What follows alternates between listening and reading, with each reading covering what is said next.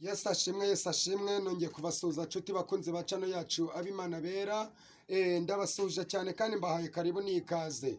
Amazina yanjye nitwa Nduwimana Jean Claude, aho ushobora kuduhamagara kuri 0782244200. So uyu munsi rero tuje kubasuhuza kandi tubifuriza ikaze na karibu.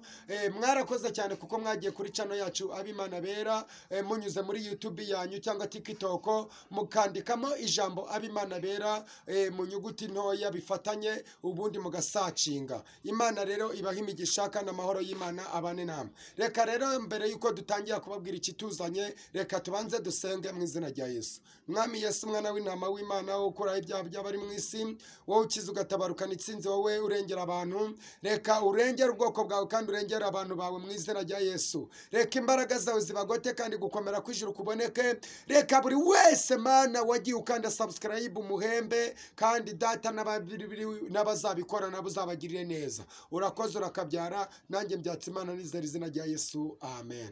Reka nongeye nibutse abantu gukanda subscribe kugira ngo channel yacu yaguke, kandi mu by'ukuri iyo mukanze subscribe muba mudufashije, biba ari byiza cyane. Imana ije ibagirira neza, kandi inshuti bakunzi bacu Imana ibahe imigisha myinshi cyane. Tugiye gusoma rero ijambo ry'Imana, aho tugiye gusoma muri Yobu 22 umurongo wa 15. Reka dusome twumve mu izina rya Yesu. Haravuze ngo, mbese uzakomeza inzira ya kera iyo abanyabyaha banyuzemo? Noneho iyo uzuze nayo ubona amahoro, ubwo nibwo ibyiza bizakuzaho. Yesu ashimwe. Umurongo wa 15 uravuze ngo, mbese uzakomeza inzira ya kera iyo abanyabyaha banyuzemo? 21 haravuze ngo, noneho iyo uzuze n'Imana, iyo uzuze nayo ubona amahoro, ubwo nibwo ibyiza bizakuzaho. Ndakwinginze wemera amategeko ava mu kanwa kayo n'amagambo yayo uyashyire mu mutima wawe. Nugarukira ishobora byose ugashyira gukiranirwa kure y'urugo rwawe, uzakomera. Imana ishimwe. Nushyira gukiranirwa kure y'urugo rwawe haleluya haleluya. Reka mbasubiriremo 21 ndumva binyoheye cyane. Imana yakubwiye ngo noneho iyo uzuze n'Imana ubona amahoro. Wowe urasabwa kwiyuzuza n'Imana ukabona amahoro, ubwo nibwo ibyiza bizakuzaho. Imana ivuganye nawe ngo iki? Ngo ndakwinginze wemera amategeko ava mu kanwa kayo. Amategeko ava mu kanwa k'Imana uyumvire, uyakurikize, uyazirikane. Ngo n'amagambo yayo uyashyire mu mutima wawe. Nugarukira ishobora byose ugashyira gukiranirwa kure y'urugo rwawe, uzakomera. Yesu ashimwe. Hari abantu mujya mwibaza ngo mwubatse ingo, ngo ariko zisenwe n'iki? Najya ngo mubwenge urugo rwawe rusenwe nuko nta jambo. Iyo ufite ijambo ry'Imana muri wowe, iyo ufite gukizwa, iyo ufite ijambo muri wowe wabibyemo, ukumva ko Yesu yubaka, ukumva ko Yesu ari we ushoboye byose, urugo rwawe rurakomera. Imana yavuganye nawe ngo iki? Yakubwiye ngo icyo usabwa ni ukuzirikana amagambo yayo ukayashyira mu mutima wawe. Ijambo ry'Imana murarizi. Urasabwa gusoma Bibiliya, urasabwa kongera ibihe byo gusenga, urasabwa gukizwa ugakiranuka. Haleluya. Ngo nugarukire ishobora byose ugashyira gukiranirwa kure y'urugo rwawe, uzakomera. Imana ishimwe. Nugarukira ishobora byose ugashyira gukiranirwa kure y'urugo rwawe, uzakomera. Niko Bibiliya ivuze. Reka tukomeze dusome ijambo ry'Imana. Tugiye gusoma Zaburi ibice 12 umurongo wa 6. Reka dusome mu izina rya Yesu. Zaburi ibice 12 umurongo wa 6, twumve uko avuga mu izina rya Yesu Kristo w'i Nazareti. Reka dusome mu izina rya Yesu. Haravuze ngo, kubwo kunyagwa k'umunyamubabaro, kubwo gusuza umutima k'umukene, nonaha ndahaguruka ni ku Uwiteka avuga, ndashyira mu mahoro uwo bacurira ingone. Kubwo gusuza umutima k'umukene.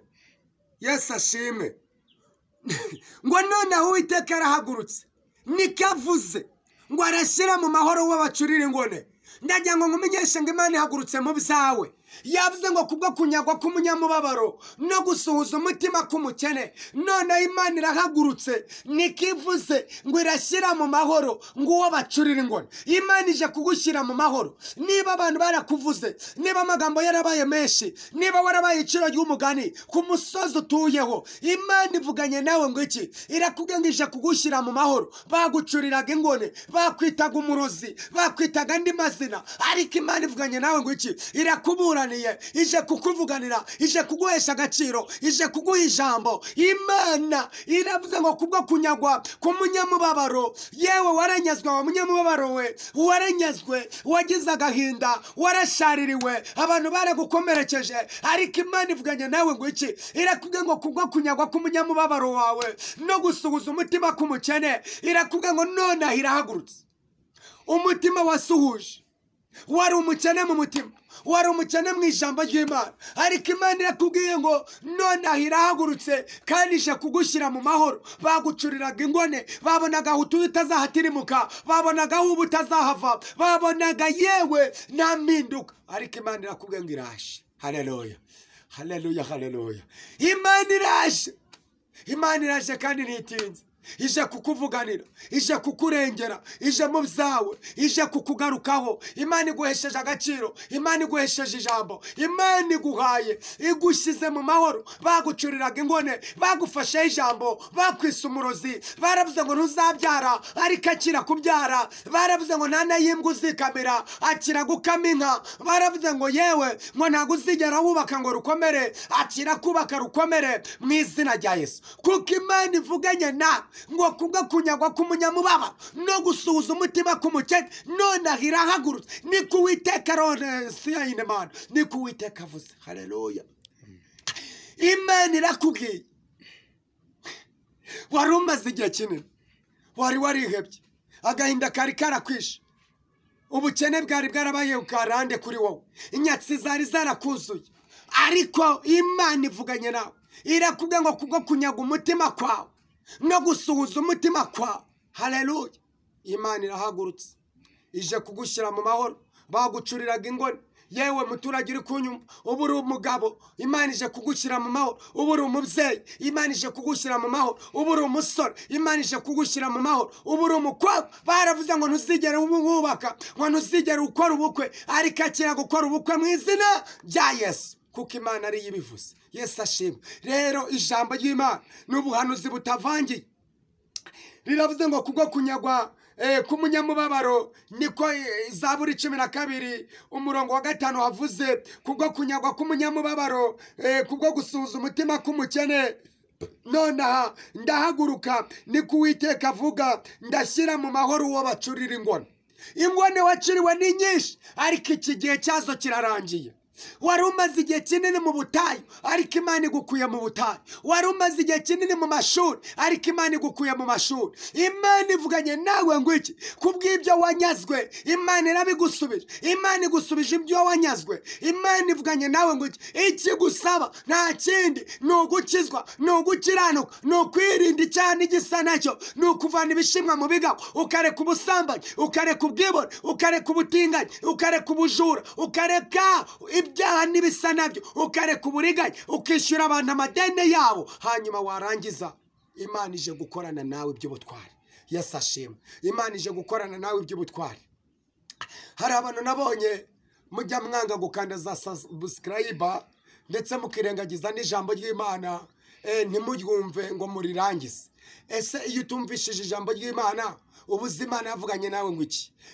Imana yagusaba kubyo utega amatwi byayo, ntago uzima. Ese wumvishe itangiriro ariko ntuzihereza. Yesu ashimwe. Uzi igihe wumaze ariko ntuzi icyo usigaje. Niyo mpamvu ngusabye nawe wihangana, ujye wumva iyi video, ukurikiranye ayo mavideo ari kuri aya mavugabutumwa, ari kuri iyi channel, ujye uyumva, uyuzu yarangize, hanyuma wumve harimo ibyakugirira umumaro byinshi cyane.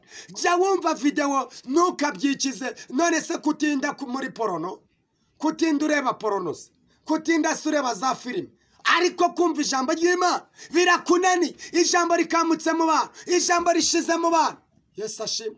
ariko Uwiteka avuganye nawe ngo iki? Arakubwiye ngo kubwo kunyagwa k'umunyamubabaro no gusumuza umutima k'umukene none irahagurutse niko Imana ivuze. Imana yakubwiye ngo vana ibishimwa mu bigawa ukora ibyiza bishimwa nayo uzabona ubugingo. Reka sozereze rero ku ijambo ry'Imana riri muri Zaburi ibice 20 umurongo wa 5 hanyuma reka duhere ku murongo wa 4 twumva uko wavuze. Duhere ku murongo wa 2 dusome mu izina rya Yesu. Uwiteka akumvire ku munsi w'amakuba no ku munsi w'ibyago. Amen. Urajya uvuga ngo amena kuko turiho turagusengera rwose. Uwiteka akumvire ku munsi w'amakuba no ku w'ibyago. Vugire ngo amena. Izina ry'Imana ya Yakobo rigushyire hejuru. Nanone amen. Ikoherereze gutabarwa kuva hera h'urusengero. Amena cyane. Iguhe imbaraga ziva i Siyoni. Haleluya. Yibuka amaturo yawe yose, yemere igitambo cyawe cyoceje. Iguhe icyo umutima wawe ushaka. Amena.